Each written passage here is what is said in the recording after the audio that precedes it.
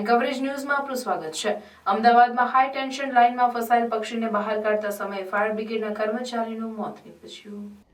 શહેરના બોપલ ધુમા રોડ ઉપર આવેલા દેવ રેસિડેન્સી પાસે સવારે પક્ષી બચાવ કોલ દરમિયાન ફાયર બ્રિગેડના કર્મચારી હાઈ ટેન્શન લાઇનને અડી જતા ઘટના સ્થળે જ મોત નીપજ્યું હતું। આ મામલે ફાયર બ્રિગેડના અધિકારીઓ અને કર્મચારીઓને જાણ થતાં તાત્કાલિક તેઓ બોપલ ખાતે પહોંચ્યા હતા।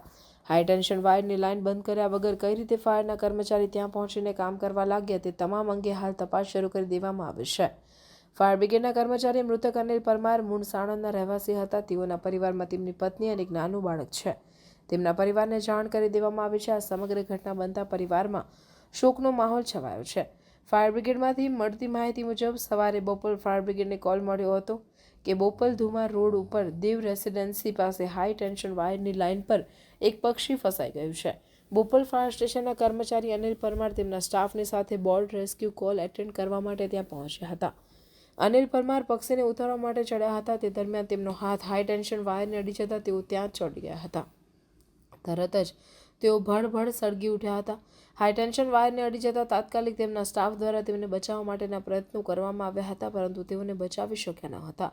ત્યાં હાજર ફાયર બ્રિગેડના સ્ટાફે દોરડા વડે તેઓને નીચે ઉતારવાનો પ્રયત્ન કર્યો હતો, પરંતુ તેઓને બચાવી શક્યા નહીં।